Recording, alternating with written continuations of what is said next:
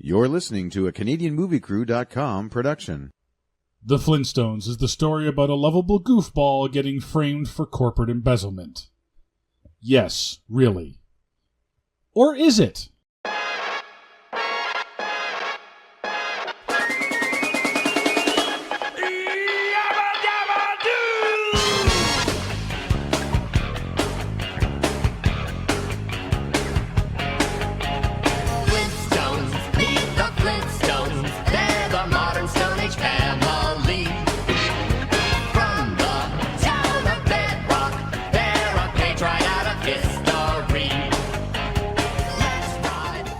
Welcome back to the Origin Movie Podcast, where we try to find the real story behind the story. I'm Sean Taylor. And I'm Ian Mark. And today we're taking a look at the Flintstones from 1994. Welcome to the show, Rosie O'Donnell. Haven't seen her before. Kyle MacLachlan. No. Halle Berry. Did we do Catwoman? No, we haven't done Catwoman yet. Stay tuned. Anyway. Stay tuned. And Elizabeth Taylor. I know! Screen legend. What about Elizabeth Perkins? Well, I'll get to her. Because I wasn't expecting to put Elizabeth Taylor even in the welcome or the welcome back, because I didn't think she would be that big of a... But she ends up being a pretty big part of the movie, so... Yeah! Yeah, let's welcome back Elizabeth Taylor.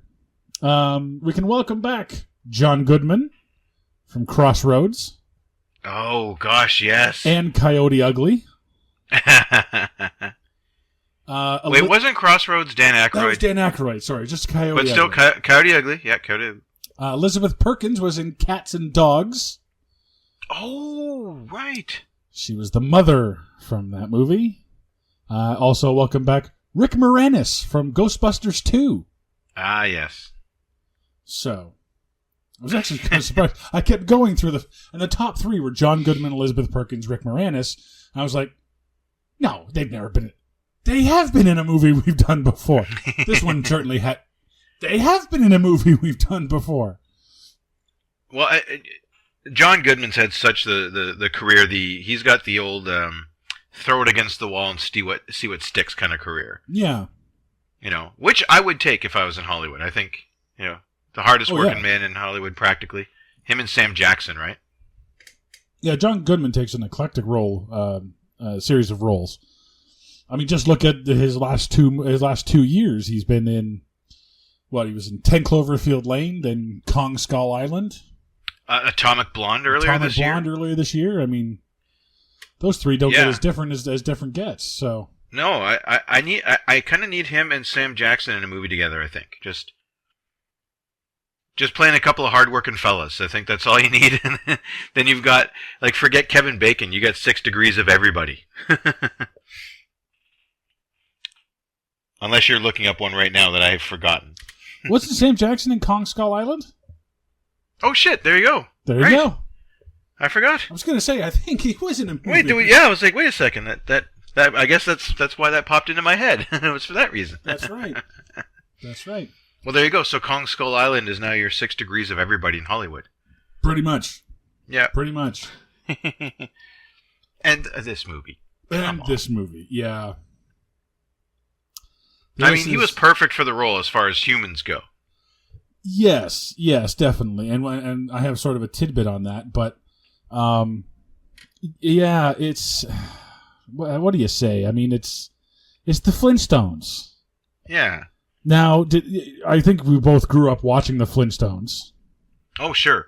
I mean, the ones that weren't showing up live, we're definitely in syndication, repeats, Christmas specials, stuff like that. I'm sorry, did you say live? Yes. The Flintstones was never live. Well, no, but I mean, sorry, sorry, I meant new episodes. Yes, there you go. Yeah. Sorry, had to call you out on that because I knew someone else would. So I've evidently watched way too much TV. So now I'm thinking this stuff is real. Yeah. No, I remember watching the old episodes of the Flintstones. I remember not getting it because it's the first adult cartoon that ever made television history. Mm-hmm. So it is kind of like the Family Guy of its day, or The Simpsons. Well, yeah, it was kind of like an animated Honeymooners, essentially. It was definitely the Honeymooners. The Honeymooners. Yeah. If you don't know what the Honeymooners are, Google it. But I mean, back then everything was a ripoff of the Honeymooners, whereas everything in the late '80s to '90s became a ripoff of the Cosby Show. Yeah.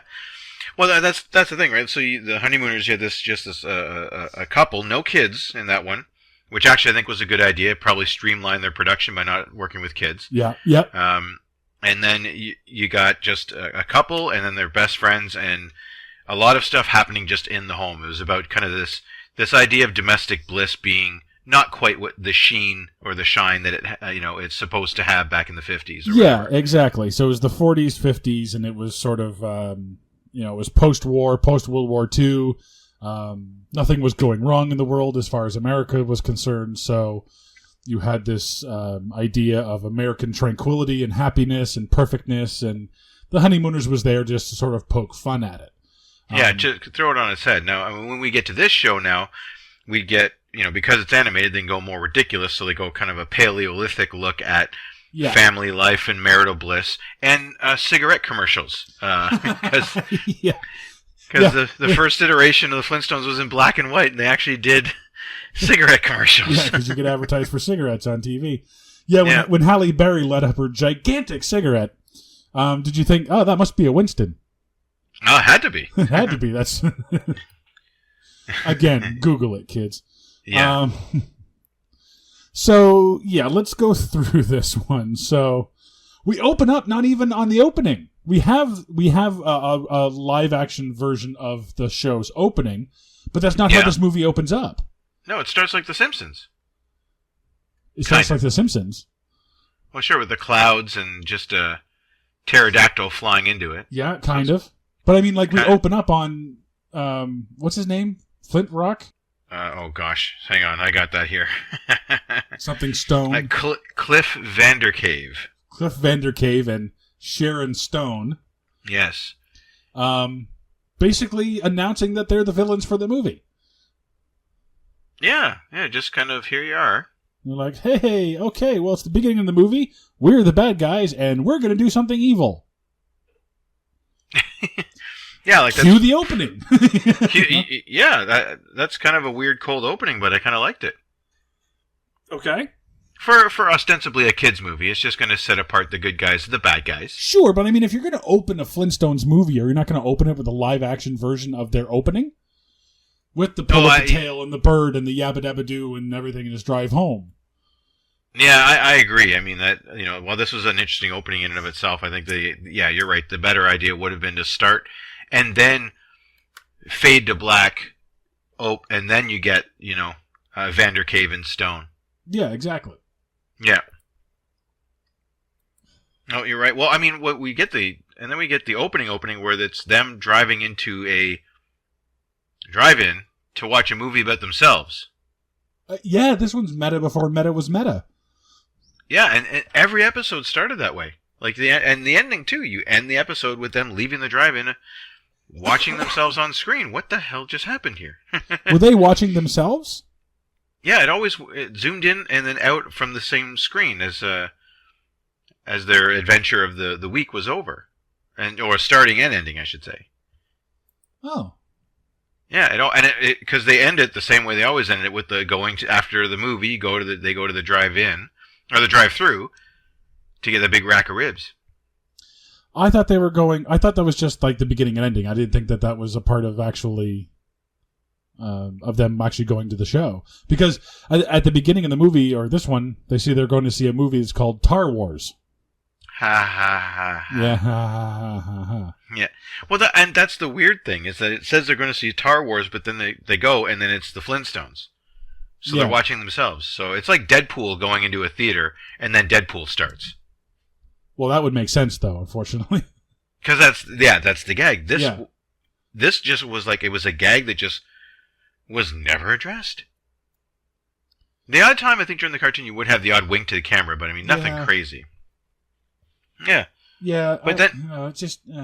It's kind of weird and off-putting once you see it in live action. Like, as part of a cartoon, you're like, whatever. But to watch this, you're like, wait a second, where are they seeing Tar?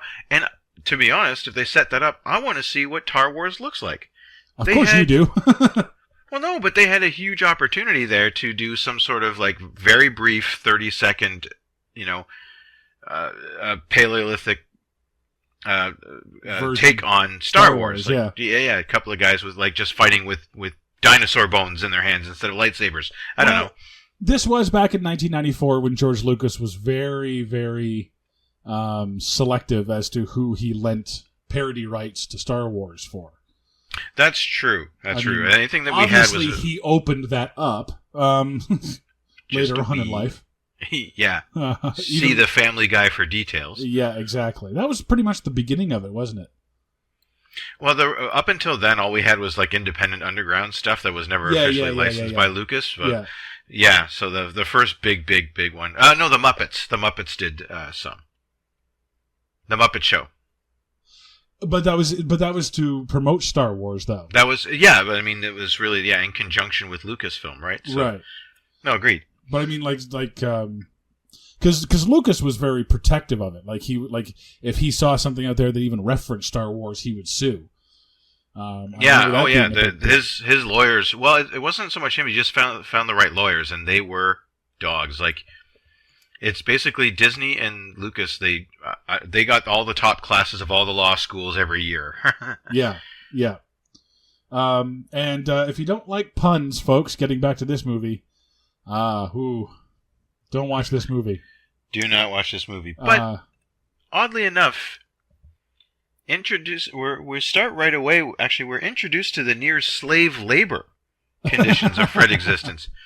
Did you notice this? No, they're not slave labor. They're getting paid. No, okay, but I said near slave labor because the foreman is yelling at guys who are taking a break because they had one 2 days ago. Yeah. Whoa, isn't the prehistoric times wacky? Yeah, I was like, well, where's HR on all this? Mm-hmm. Where's Brenda? Brenda Stone? Yeah, Brenda Stone, sure. Brenda Hard Rock? Hard Rock? Yeah. Oh, she would be. Oh, she's a hard rock, let me tell you. That's right. She's a hard rock to crack, let me tell you. That's right. And go ahead. Speaking of things that we don't get, the Flintstone car. Can we talk about this? Sure, because that's always bothered me. Go ahead.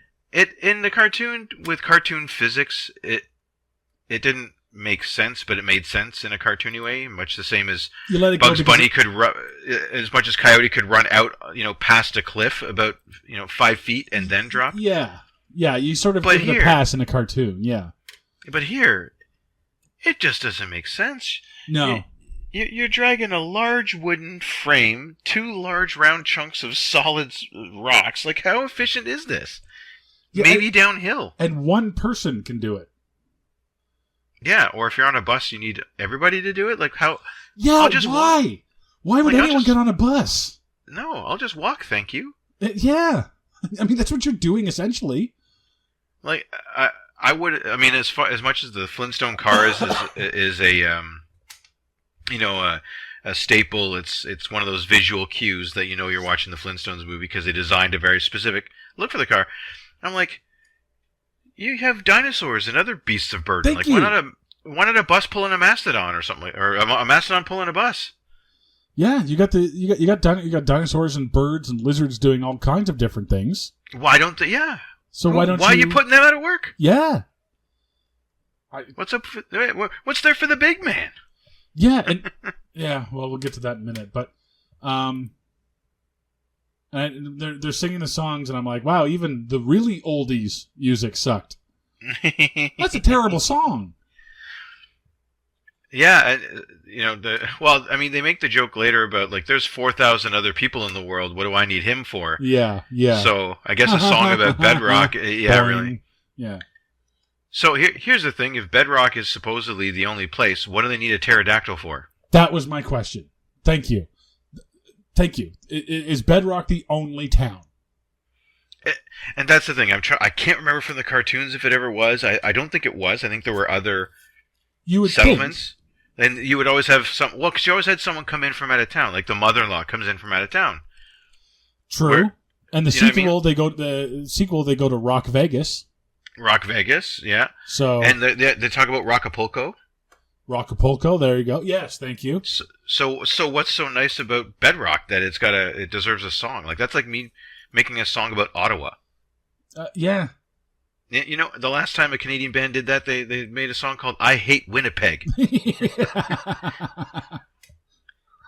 So, songs about your town don't always bode so well. I wish I could use that for the theme. So let's get into the cast here, and then we'll get into the movie, because John Goodman, great job as Fred Flintstone. And I'll even give it up for Rick Moranis. I was going to say, Rick Moranis does a great job as Barney. Elizabeth Perkins actually does a pretty good Wilma.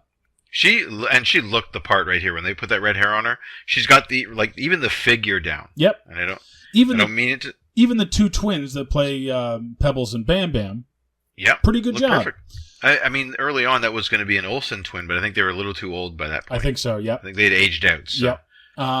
And even Mr. Slate looked like Mr. Slate from the cartoon show. Yeah, yeah. I'll look him up in a minute. However, let's get to let's get to the mastodon in the room.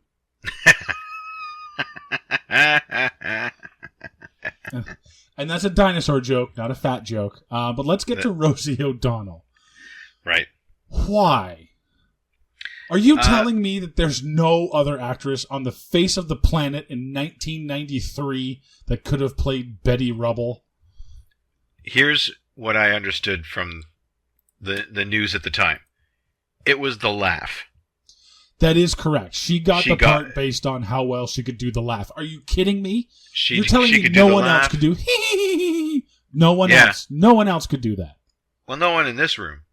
But that's about it. Okay. Okay, but no, you're right. Like that was it. She got the part based on that. I mean, she did look actually a little less robust than she normally does. True. I'm not trying to weight shame or anything like that. It's just that I think she did kind of work on her appearance a little bit in order to kind of really, like, she wanted that role, though. That's the thing. Like, she was passionate about it, and you got to applaud that. Mm-hmm. Absolutely. Yeah, because if she didn't want to do it, she didn't want to do it, right? At that time, Rosie O'Donnell was at the height of her powers, as they say. Yeah, but it just sticks out as like a sore thumb. Well, when you compare, when you go from the animation, which is ridiculous, to the real life, like, Liz Perkins looks fantastic. Yeah. But, I mean, Betty Rubble was like a sex symbol for a lot of people, for a lot of men.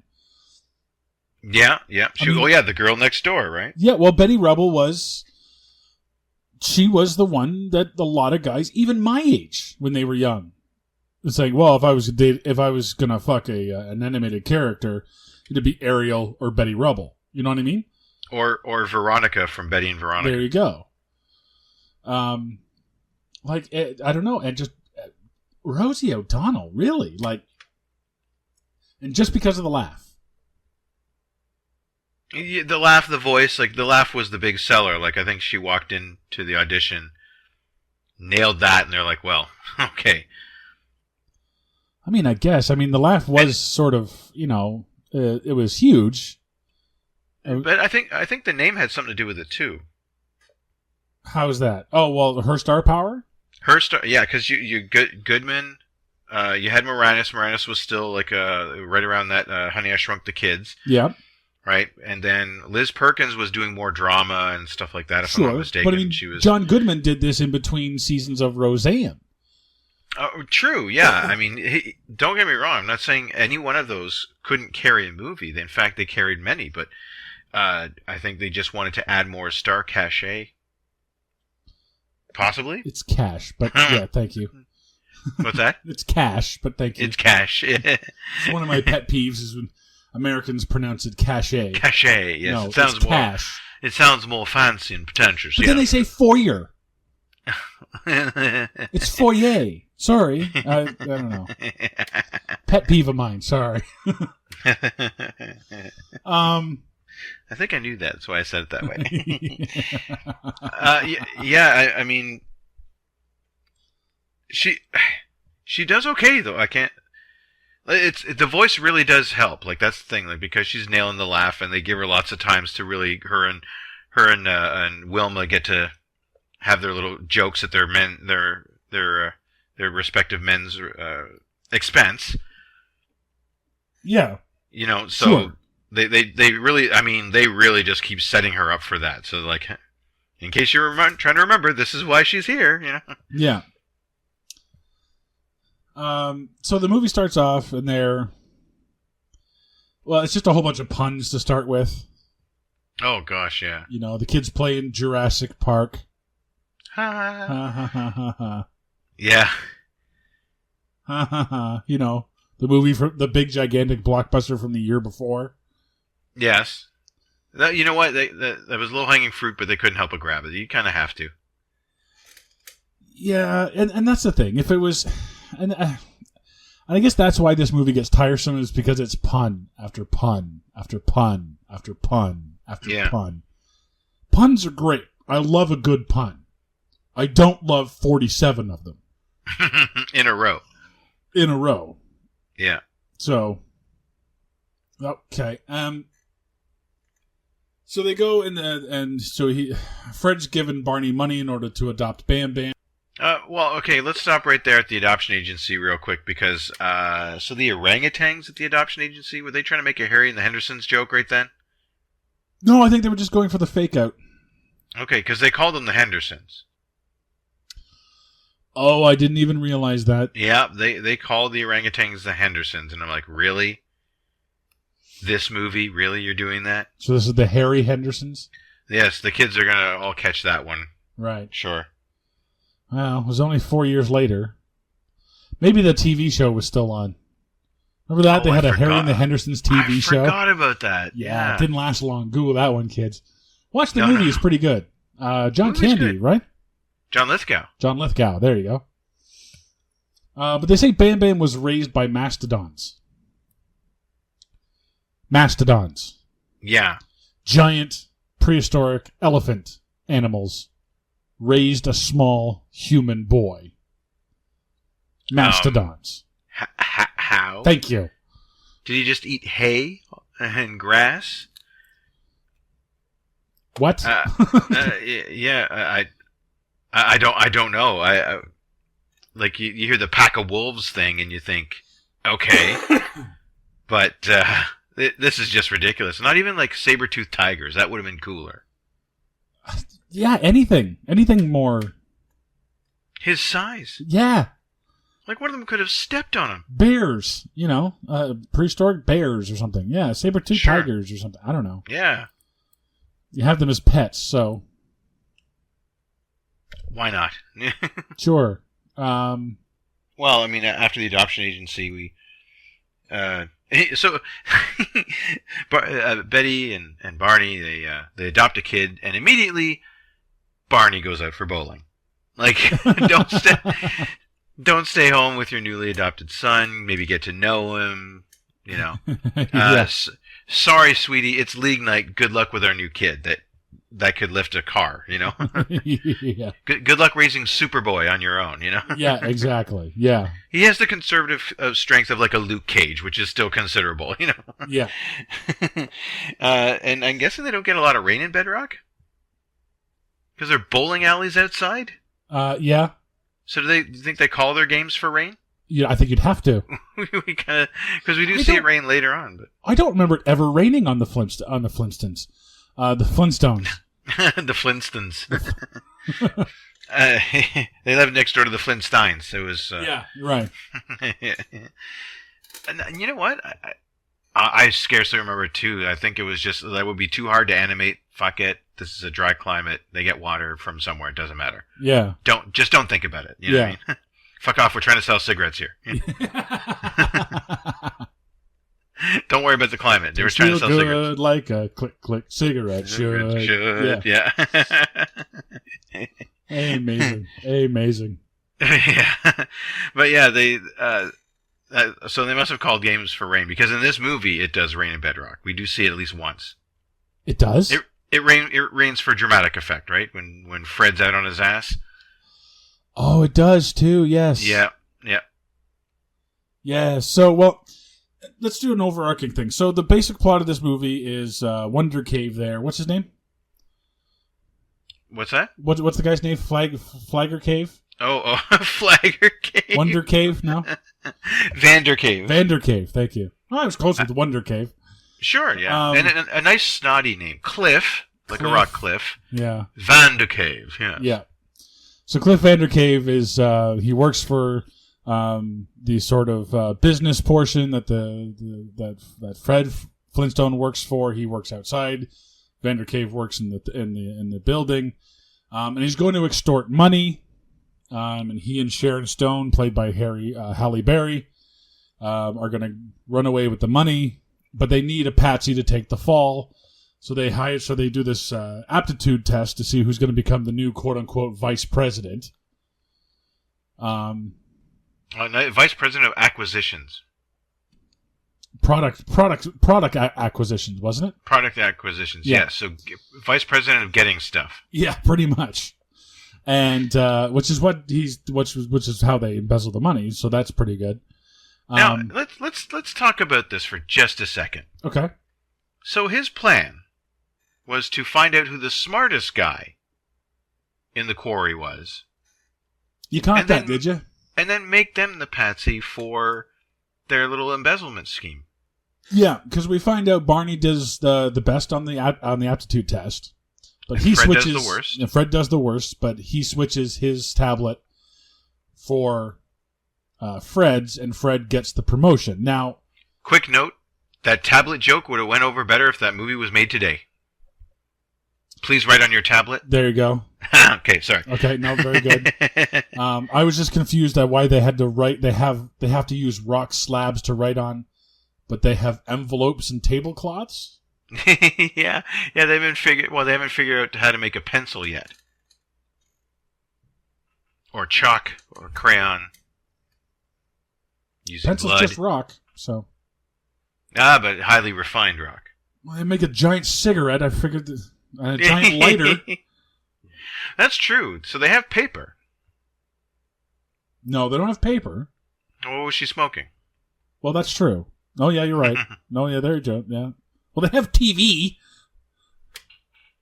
Okay, I'm going to talk about that later. Sorry, go on. Okay, so anyway, sorry, yeah. So Fred gets accused, but he's living the high life, and he has no idea what's going on. He becomes an asshole.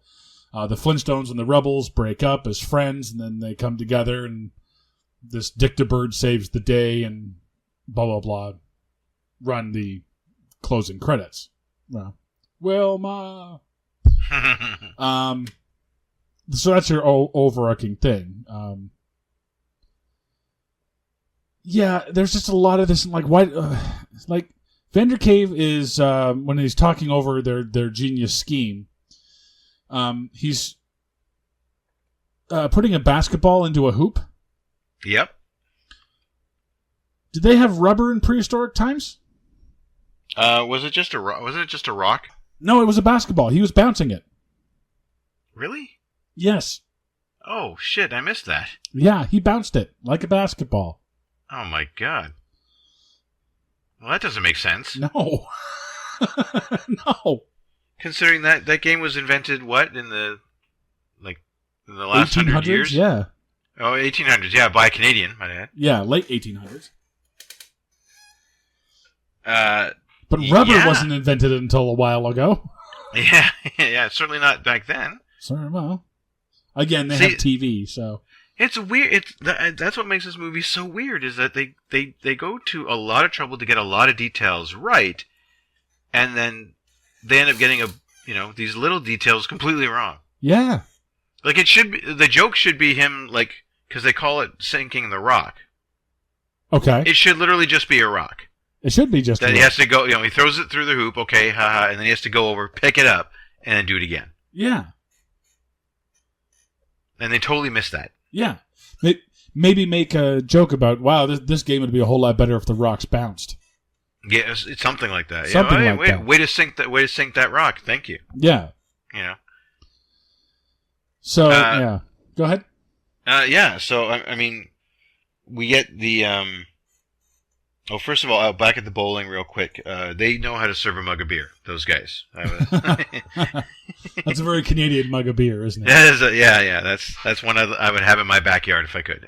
Mind you, do you want 4 of your friends drinking out of the same glass at the same time? I did put that in my notes. I would not want it to be a communal cup. I'm talking just give me a spigot on that thing.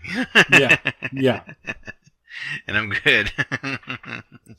You're the beer drinker. I thought I'd ask. Yeah. No. I actually did put that in my notes. Do you ever remember seeing the mother-in-law character? I remember her being a rarity character.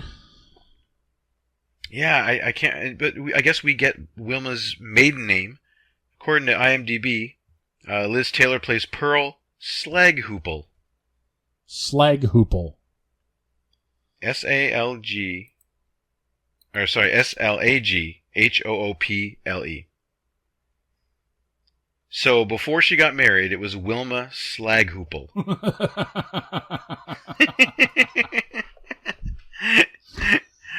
The Slaghooples and the Flintstones invite you to the wedding.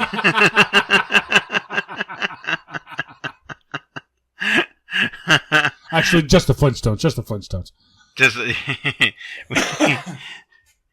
Do you, Fred Flintstone, take Wilma Slaghoople? You know. Yeah.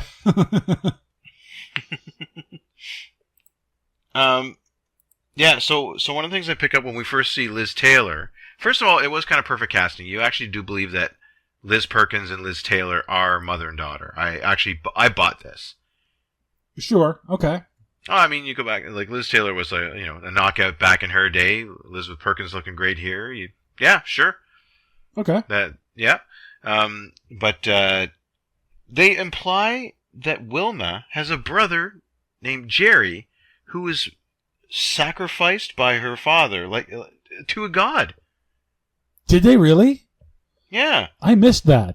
The line goes something, and this isn't a direct quote, but the line goes something to the effect of, "You don't know what your father had to sacrifice for you. Lambs, goats, your brother Jerry." Really? Yes.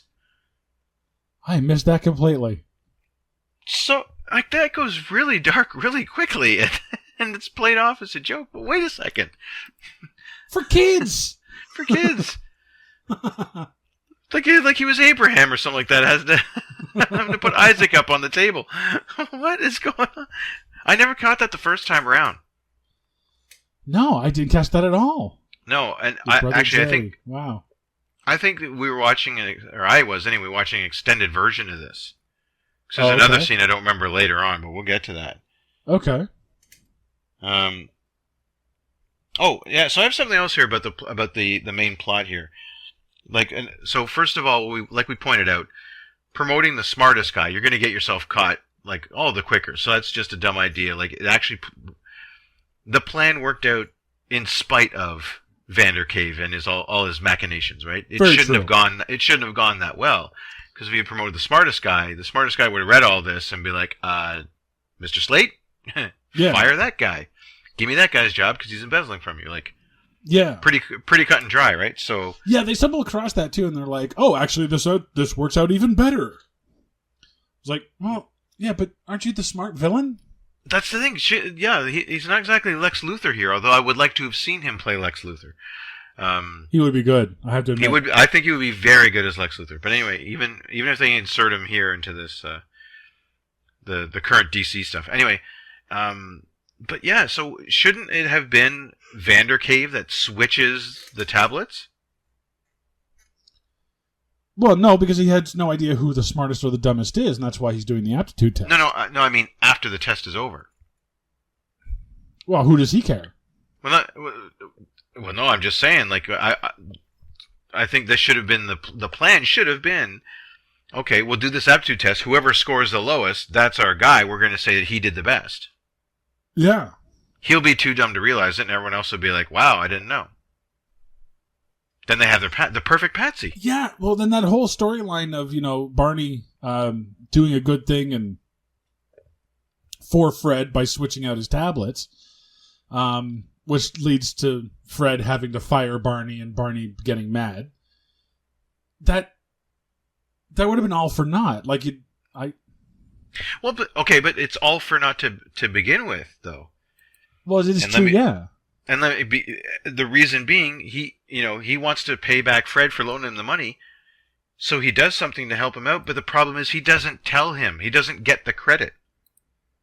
So now Fred thinks, it's no wonder Fred went down Hubris Road, because he thought he earned this all on his own. And Barney is now reacting as if he had been wronged, when actually he was the one that kicked us all off. If he hadn't have done what he did, what he should have done was pass the test, get the job, you got some exorbitant salary now, pay your buddy back. Yeah. Yes, he would have had to fire Fred, but at the same time, he could have gotten the money to pay back the exact, dollar for dollar what he was loaned. That's the thing to do. Yeah. And he probably wouldn't have been such a dick about it.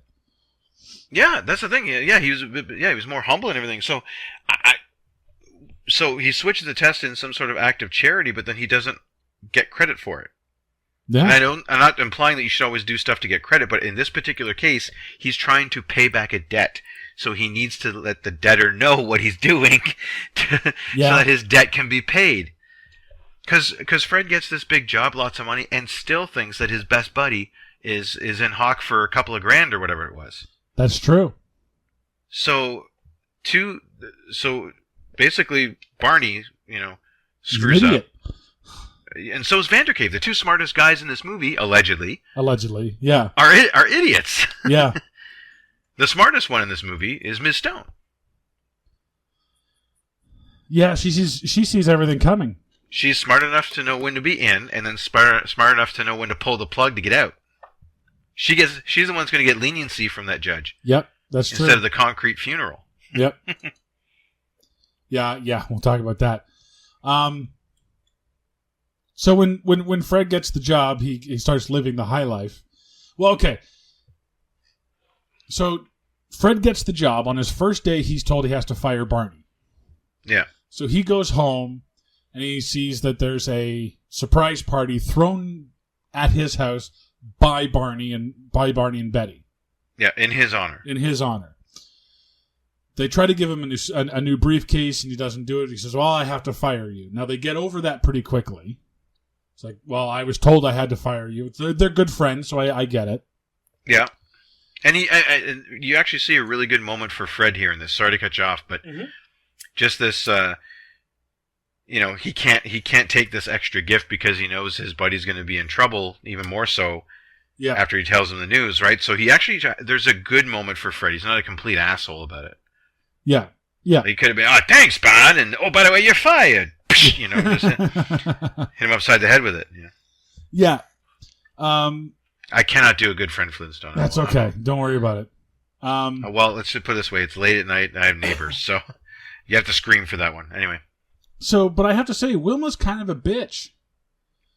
Because her husband fires Barney, and the very next day, she takes Betty on a high-stakes shopping spree. Yeah, to all the fancy... Yeah. Yeah. The big shops in town, yeah.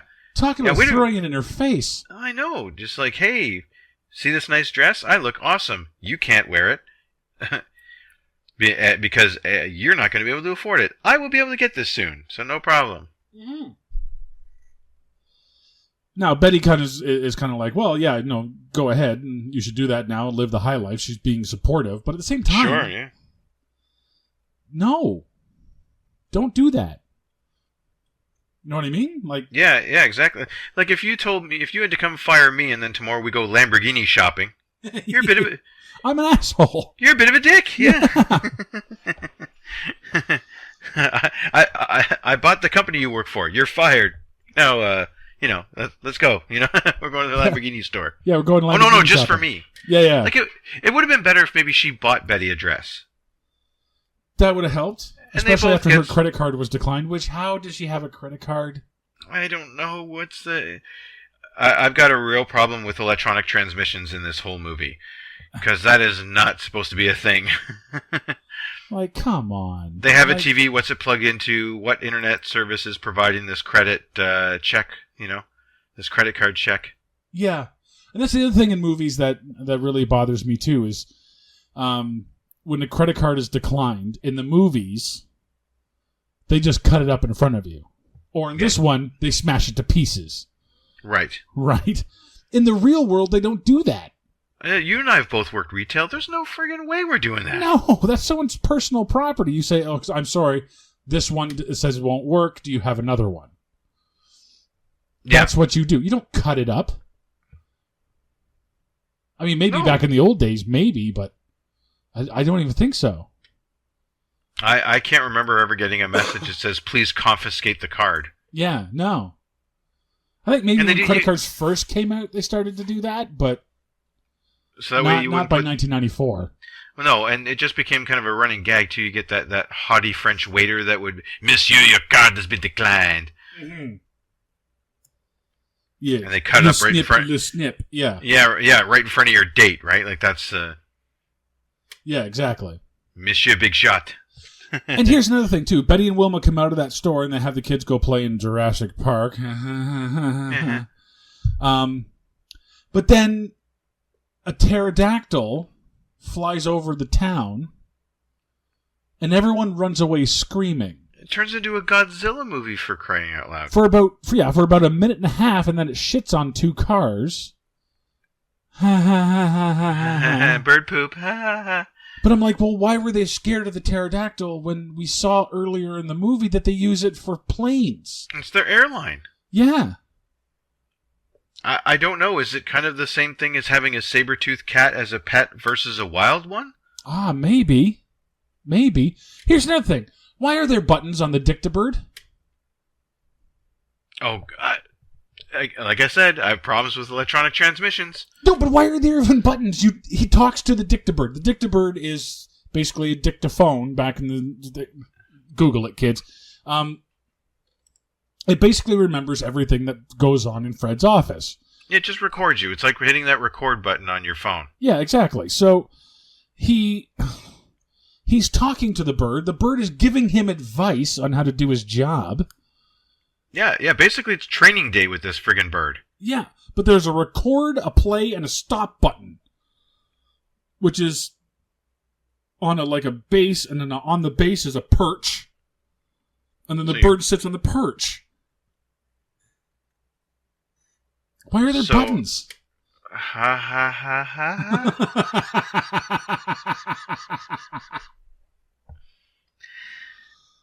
Look, they're like us. The Flintstones, they're like us. They're like us, but prehistoric times. But prehistoric times, yeah. How did the record spin? At the party? Yeah, I don't know. You get the... Now, I know in the cartoon they used to handle it a little bit better. You always pull back a curtain, and there would be a small animal of some sort doing the manual labor to make, like, the record turn around. And then the other bird is, just the needle of their... Yeah. Like their beak is the needle, right? Yeah. So, ha ha ha ha. Yeah. They're just like us. Yeah. Yeah. I'm kind of surprised they didn't have shell phones. Oh. This movie has enough bad puns, Mark. We don't need you helping out. That is a prehistoric and a Ninja Turtle joke. Anyway. Glad I could sneak that in. You know what? So, yeah, we talked about the Godzilla movie. I do have a note that says they really lean into those rock-based puns, eh? Yeah. Oh, yeah. Oh, Kyle MacLachlan breaks the fourth wall at one point. He does, yes. He does, and I was wondering, why not do more of that? Just go for it. Well... Not too much, but we get it once. Yeah. And I think the rule of three could have really... My issue with that is the only thing that really broke the fourth wall in the cartoon show were the animals. They look at the camera. It's a living. It's a living. Yeah, exactly. And we get one in this one where a bird is at a soda vending machine, and his job is to take off the caps, and he goes, "This job sucks." Well, that's not as funny as "It's a living," but okay. Okay, update it for the '90s slang, I guess. All right, so I'll correct myself. We should have got a bit more of it, but maybe they should have given that just to the Dictabird instead of Kyle MacLachlan. Mm-hmm. The great Harvey Korman, by the way. Yes, yeah. And the Dictabird does get an aside. later on in the movie, near the end. I forget what he says. He's when he's running to Kyle MacLachlan at the end when he's trying to get the Dictabird back. Yeah. But it wasn't a direct fourth wall break, though. That's the thing. Like, I think they should have given the fourth wall break to the bird. Yeah. Maybe let him hit it a couple of times. You know, two, three, no more than 3, obviously. But yeah. Yep. No, I agree. Okay, so here's another note about the whole technology. So I put down here, I know it's a cartoon, but conceptually they keep wanting to go for the high tech with low tech equipment, right? Well, why do they have TVs? Why do they have TVs? I think the better thing would have been to have something where like a parrot comes in and just repeats the news. Like they fly into a box, there's a hole in the box, and you're watching the evening news. It's just a parrot that just flew in. This just in. Beep, yeah. beep, beep, beep. That would have been funny. It works. That would have been funny. And then everybody has this box at their home, and these parrots just keep flying in. This just in. Beep, beep, beep, beep, beep, beep, and do their thing. That's funny. Oh, I like that. Mark, we should write a Flintstones movie. I know. Jeepers. And so, I mean, they get the big screen TV because they're just like us, and that's what we would be dicks about doing, is getting the largest TV we could find. Yeah. But when he throws it over, it sparks. And it's not the rocks. It's not the rocks rubbing up against each other sparks. No. It's electricity from nowhere. And that's the thing. They have electricity for the TVs, but they don't have lights because we see the guy going through and lighting the torches in the street for the street lights. See, I like that. Buddy on stilts doing the street. But you can't then turn around and say, well, they have electricity for a television set. No, not without showing us something like, say, a bucket of eels or some electric eels that are somehow powering it, which you don't. And then what are you going to do? Where's the signal coming in from? Yeah. Where's the cameras? Who's filming this shit? Yeah. Who has... And do they have fiber optics? Do they have Cat 5 cable? Satellite? No. Is it HDMI? It wasn't a flat screen. They have a cathode ray tubes. Like, no. Look them up, kids. Yeah. So that's the thing. I think that's one of the faults of this movie is that the show kept it simple. Like, you know, the trash compactor was an animal that ate the trash. The rinse was just an elephant that sucked water out of a bucket and spit it out. Yeah. Same with the shower, you know what I mean? Like, it was funny because it was just these animals kind of being repurposed for these, as modern conveniences, quote unquote. But this movie goes just that much too far to make it. You're then kind of jumping out again because it's not as clever as it could be. Yeah, I agree. I didn't mean to go all film studies on us here, but I think because I'd grown up watching these, I wanted this to be that much better. Well, I just did a Google search, and for the through the pictures, and it looks like the Flintstones had TV. Did they? Yeah, I don't know how. Really? What did you look up? Did the Flintstones have TV? Oh yeah, they had antennas, which are two forks. Yeah, but the forks were like carved stone, right? Yeah. So. No, you're right. I mean, I am seeing some here. And there's like a TV camera and stuff, but I don't know. And this must be that whole cartoon to real life stuff. You know what I mean? Like, I think the challenge was to get that much better. Yeah, I guess. I don't know. Okay. Because it was a modern Stone Age family. Okay. Well, I think the keywords there are Stone Age. But that's my thing. They had telephones. Remember that? They had telephones? Well, that's true too. Yeah. Okay, but see, I always bought the telephones because after playing that soup can and a string game. Yes. That never worked. What's that? That never worked. No, but you could use that to extrapolate how if they talk into this shell, that it just carries over the quote unquote phone lines. It's really just wires that are just strings that connected or whatever. Like yeah.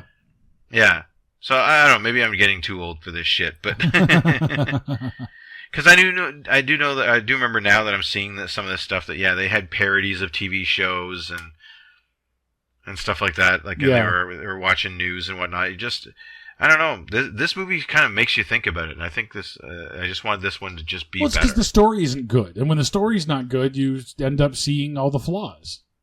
I guess so. You know what I mean? You're right. Yeah. The only other note I have here is okay. I can swallow the fact that they have TV and combination safes in prehistoric times, but the one thing I cannot buy is prehistoric fedora hats. Oh, yes. Mainly because, and this is sort of a pet peeve of mine, because can we be done with fedora hats? I mean today. Not until that last Indiana Jones movie's made, I think. No, fedora hats need to go away. You're not a 1920s detective. Stop it. Yeah, you're not a 1940s mobster. Yeah, exactly. I know 3 people at my job alone that wear fedora hats on the regular. Ooh. They're not private detectives, are they? No. You didn't change jobs on me here? No. Do you work for a mafia of any kind? No. Okay, just checking. I work for a call center. It's kind of like a mafia. Yeah, okay. Yeah. But no. Well, same here in that case. Yeah. I'm done with fedora hats. And I'm definitely not buying that Fred Flintstone has a felt fedora hat that he has to meet Jonathan Winters, of all people. I know. I couldn't believe it. I saw Jonathan Winters show up. It's like, okay. Hey, we're doing a Flintstones movie. I know. Get me Richard Mall and Jonathan Winters. And Harvey Korman. Korman. As the bird. Okay. Yeah. Oh, by the way, Richard Mall, his character is named Hoagie. Yeah. He doesn't even get a rock pun, really? Yeah. Like, couldn't he have just been Stony or something like that? I don't know. And, and they should have, for all the other extras at the quarry, they really should have tapped the WWE for more of that help. Yeah, definitely. Yeah, these guys are all moving rocks all day long. They're going to look like professional wrestlers. Yeah. I would have liked to see Brutus the Barber Beefcake moving some rocks. Oh, sure. Yeah. How about a Big John Studd? You know? Big John Studd, Greg the Hammer Valentine. You could have him using a hammer. Have Greg the Hammer, yeah, absolutely. Yep. Give him a hammer, yep. Larry the Axe Henning. Yep, there you go. I guess he might have been dead by then, but... Unfortunately, The Rock wasn't around by now, but... Oh my gosh, that would have been perfect. But Don Morocco was, and he was called The Rock. Don the Rock Morocco. There you go. Get that guy in the quarry. Yep. My gosh. See, we got to write one of these things. Yeah, we do. By the way, everyone listening, patent pending. Yeah, exactly. Patent pending, CanadianMovieCrew.com. Yep.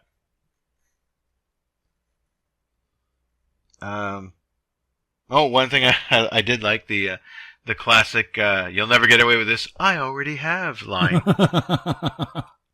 Or lines, I should say. Oh, you see, I've already have. I already have. And he's, okay, but he reveals that he's the bad guy, and that he's framing Fred Flintstone right in front of the Dictabird. Yeah. And he knows what the Dictabird is. He should know, but to be fair, he doesn't have one in his office. Yes, he does. Are you sure? Yes. I thought that's what he had Halle Berry for. No, he has a Dictabird in his office. I didn't see it. Oh my gosh. I didn't see, and we don't hear from his Dictabird. No, his Dictabird doesn't do anything, but... Yeah. But here's the thing. So Wilma and Betty steal the Dictabird, okay, in the middle of the night, and they're about to lynch Fred in the square, and Barney comes along selling snow cones, Snow cones.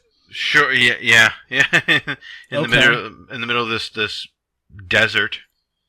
So, okay, fine. But so then Barney gets roped in with them, and he thinks, and so they're both going to get lynched. So, and they're surrounded by all the guys that got fired from the quarry, right? Yeah. Okay. So the Dictabird tells the tale that Fred was framed. Okay? Mm-hmm. Right? Then they go home. They find out their kids have been kidnapped. Right?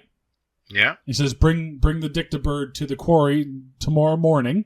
No cops. No cops. But they do it. Why? They have proof. Go to the cops, and the cops will go to Vandercave's house tonight. Get the kids. And get the kids back. Why do you play into the villain's hand? Or let's make this a little more entertaining. You set up a trap, but with like your 50-odd Corey buddies that you just found, that you just proved that you didn't screw them over. Yeah. Where are they? No, the cops show up, but I mean, where are they?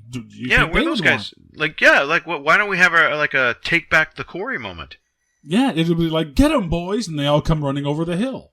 Yeah. Well, I didn't bring cops. Fred should have been beaten to death at least twice. Oh, yeah. When he goes to work after the firings and they got the car surrounded, like they should have basically lynched him right then and there, or pulled him out and just clubbed him to death. They're fucking prehistoric dudes, right? Yeah. Yeah, and then during the lynching, instead of the lynching, it should have been more clubbing. I don't remember the lynching scene. Never saw the lynching scene? I don't remember it at all. I don't know if I blocked it out or if that's why I thought this is the one I thought was an extended edition for some reason. Oh, okay. Because I'm like, this. I gave you the copy I have, so.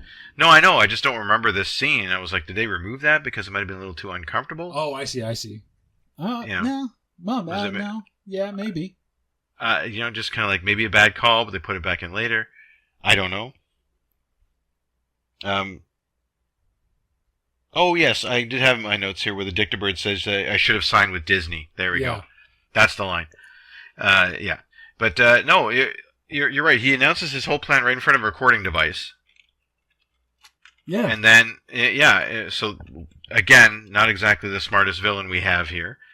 And then, but you're right, though, our heroes, they're like, oh, well, we'll get our kids back, then we'll get you back. Well, what if you just stepped on the Dictabird right then and there? Yeah. Thanks, enjoy your jail time. Yeah, what was he going to do with the Dictabird anyway? Let's kill it. Okay, just kill it. That's all I needed to do was just just kill it, and then there's all their evidence is gone. Yeah. And to the point, they actually could have maybe even called the cops once the kids were released. So who are they going to believe? Me or some embezzler? Yeah. Enjoy your jail time, boys. Yeah.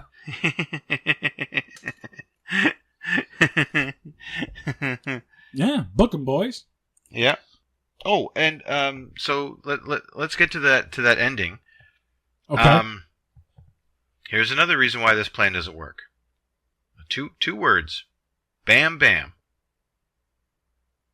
This kid is too friggin' strong. He could have taken Kyle MacLachlan and thrown him 100 feet. True. And any bonds, unless they were actually solid concrete or better. No. Snap. Yeah. It's like trying to hog-tie the Hulk. You're not doing it. Like, yeah, exactly. Yeah. You're only doing it unless he wants you to. In which case, like that's it. Should have been the wives maybe in peril. The wives in peril would have made more sense. If you had Betty and Wilma tied to that thing, and then you could have Bam Bam throwing, like, instead of Fred having to push that sling, you have Bam Bam just throwing that rock over to smash the thing and whatever, right? Yeah. Yeah, that would have made a lot more sense. We need to write a Flintstones movie. We do need to write a Flintstones movie, yep. Let's not make it about corporate greed. No, maybe we should. When I heard a Flintstones movie was coming out, I wasn't expecting a whole lot, but corporate espionage? Like, no. I know, corporate, of all the things, corporate espionage is corporate embezzlement? Like, why? Like, I'm sorry, should we not have had Michael Douglas playing Fred Flintstone then at this point? Thank you. Donald Sutherland instead of Kyle MacLachlan? Yeah, Charlie Sheen, maybe, Charlie, yeah. Morgan Freeman is in here for some reason, like maybe as Mr. Slate. If you're gonna do that, call it Wall Rock Street, or something. I don't know. Flint Street. I don't know. Flint Street. I just like, why does a Flintstone movie have to be about corporate embezzlement? Like, for kids. Like, thank you. Like, okay, yes, the adults are going to go to this movie, but I mean, this movie was, I believe, PG. Yeah. It's a G. That's true. Yeah, it's not even PG. It's G. You only have one punch thrown. That's Barney slugs Fred in the face. Okay. But that's comical and over the top. Yeah, he says, oh, hang on a second there, Betty. I forgot to punch out.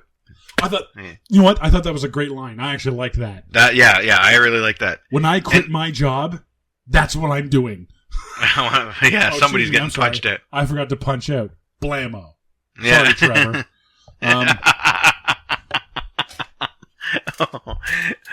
Go inside reference. Yeah.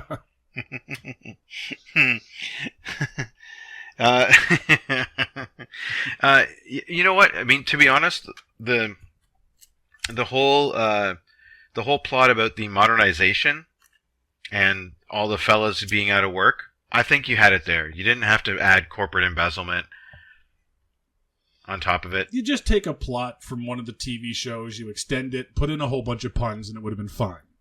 Yeah, absolutely. Yeah, like we could probably watch like 4 episodes and have an idea. Yeah, like I understand the fact. Okay, like I know I've complained about the puns, but I mean I understand they have to be there. That's half of what the Flintstones was. That's pretty much a lot of the humor rested on that. Yeah. The pun equivalencies. Yeah. Yeah. So I'm willing to go with the puns, but I mean, corporate embezzlement for kids. Like why? Like that doesn't make any sense to me. I don't understand why you would do that.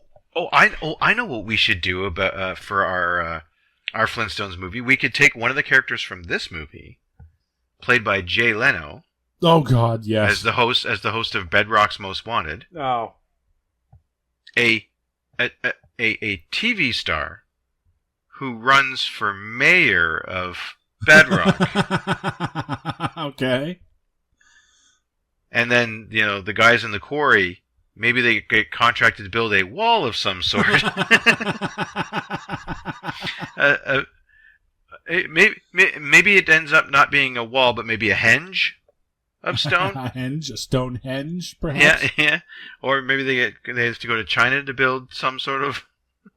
And why are they building a wall? Who are they trying to keep out? People from? From Rock Vegas, obviously. From Detroit Rock City. Detroit Rock City, yeah. From Rock Vegas. No, people coming in from the Canadian Rockies. There you go. Mm-hmm. Got to keep out those damn Canadians. The damn Canadians, yeah. Flapping heads so full of lies. They're coming for our beer mugs. we gotta stop them. But not for our beer, so we're good. No, that's fine. Pitter patter, boys. What's that old famous line? If I wanted water, I'd ask for water. Yeah. I thought they did a nice recreation of the beginning and the end. I thought that was well taken care of. Very faithful, I will say, very faithful. And some of the little details, like the Dino gags, were spot on for what you would have seen in the show. Yeah. Interesting. Now, the Dino CGI, however, was reminiscent 1994. Was reminiscent of Power Rangers. So. Oh, I got to give it a little more credit than that, but not that much more. But I will. When he was in full view, I mean, like when it was just the head popping up in the shot, that was obviously a puppet, and this was done by Jim Henson. All the puppets were Jim Henson. And I got to say that I really like that choice, especially in '94, of going with minimalist CGI. Like they needed Dino to be very, very active and running around, which they couldn't have achieved with the puppetry. Right. Not to the mania that they needed with that. Right. Same with the tiger. Yeah. To be able to jump back in the window and stuff like that. Like they needed that type of really, really super active movement that unfortunately I don't think Henson could have provided them. Not as smoothly. But I like that it was kept to a minimum, that everything else they just built. They built and built and built, like the town, the quarry, the animatronic animals, the garbage disposal, their sink hose, everything. I really did, actually, for all its faults, I really appreciated them trying to go real world on this. Yeah, it looked like Bedrock to me. Like, I never once said, well, this doesn't look like Bedrock. I mean, it looks like a movie set, obviously, but it looks like Bedrock, and I can get it immersed at least that far into the movie. Absolutely. Well, I mean, I got so far immersed, I started picking it apart because I was so in for everything else. Yeah, exactly. So just a few things on the movie here. Let me pull them up. This was supposed to be Richard Donner's next film after Lethal Weapon 3. Really? Yeah, Richard Donner almost directed this movie. Oh, I'm glad they got Spielberg. It wasn't Spielberg. It was Brian Levant. Oh. But Spielberg produced it. Oh, right. Sorry, yes. Barney Rubble's Snow Cone Van plays the theme song from... The Jetsons? The Jetsons. Mm-hmm. Hanna-Barbera's other cash cow. Which, oddly enough, was never actioned. There was talk. Yeah. Well, I think that's because of the sequel to this movie, when they bring in the Great Gazoo. Oh, yeah. Yeah, sequel month, folks. February. Right. Final appearance in a theatrical film for Elizabeth Taylor. Such a storied career. And this is how she goes out. Yeah, wow. On a mother-in-law gag. To be fair, though, she was funny. She was. Actually, I did like the gag, too, where when the kids go missing and she's tied up, and Fred keeps walking over to tend to everything else but her. Yeah. Looking at that joke now, I'm like, ha, ha, ha, ha, ha, mother-in-laws suck. I guess back in 1994, maybe it was different. Nope, probably pretty much the same. But what made it good though is that she's a consummate professional. Like, she's in the silliest of situations here. Yes. And playing a caricature of a mother-in-law. Yes. But man, she went for it. Like, her exchanges with Fred were actually really good. Yeah. I will say, I actually enjoyed her scenes some of the best, especially when she has her turn, my son, yes, and just yeah. You know, once he gets rich, she's actually one of the things I enjoy the most about this. The Bedrock set took 2 months to film, or 2 months to build. To build, sorry, Mm-hmm. and cost $4.5 million. Accounts for 1/10 of the entire movie's budget. What? 1/10. So this cost $42 odd million to make? $45 million. 45. Probably made the money back, to be very honest. Yeah, I'm sure it did. You want to look that up? I am. Yes, I do want to. And I'll go through some of the almost cast for this for you. So in the role of Wilma, they had Faith Ford, Catherine O'Hara. Ooh. And I don't know who. Faith Ford, she was on a TV show that was big. I think it was Murphy Brown. Yeah, she was Murphy Brown's best friend. Okay. And Gina Davis. Okay, I don't mind that, actually. Coming off of Little Big League. Or not Little Big League. A League of Their Own. A League of Their Own, yeah. 92. Okay. I could see her in the red wig. She's tall. That's the thing. Wilma's notably tall for... And a natural redhead. Oh, there we go. For Barney was Danny DeVito, who turned down the role and recommended Rick Moranis. Well, good for him. Yeah. That's always a class act when you can... Yep. If you walk away from a job with a recommendation for someone who could do it. And you know, Danny sounds like one of those nice guys that probably was like, you know what, this guy's got a great impression. Yeah. They wanted Danny DeVito for the height, right? Because Barney Rubble's always short. Yeah. So, and again, name recognition, though. With Danny DeVito, you've got a household name. Yep. In the role of Sharon Stone, played by Halle Berry. Sharon Stone. Yeah. The role was written for Sharon Stone, and they were going to use her name in the movie. Do we know what happened there? She turned it down. Yeah. That's too bad. She was coming off of Basic Instinct. I think she was a little bit better than the Flintstones at this point. That's true. She basically had the world at her fingertips there. She was that. She was the big girl of the day. The femme fatale. And while Fred was always going to be John Goodman, sure. they did consider some others. George Wendt. Oh. Norm, huh? James Belushi. Oh. Dan Aykroyd. Yeah. No. Well, if you don't like that one, you're not going to like Chevy Chase. Oh my gosh, no. How about Bill Murray? Oh, come on now. You're just making stuff up. No, that's true. But this one I thought would have been good. John Candy. Oh. Yeah. Now, don't get me wrong. I think John Goodman was the best one. Absolutely. But in an alternate world, I would even go George Wendt, too, because he's got the curly hair like Fred had. That's true. But either John Candy or George Wendt, I'd be happy with. Now, I would like, let's see, either Chase, Belushi, or Aykroyd as instead of Kyle MacLachlan as the villain. I think those guys would have done well in the villain role. Sure. You even make Chevy Chase, you give him some pepper hair, or you give him a skull cap and make him Mr. Slade or something like that. No. So I'm not a big fan of Chevy Chase, so. Yeah. But still, any of them could have pulled off the villain role, and I think you would have had to kind of round out the comedy troupe, right? Because McLaughlin's kind of playing against type here. Yeah.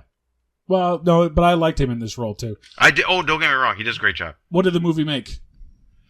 Let's see. Worldwide, 341.6 and change million. That's big for 1994.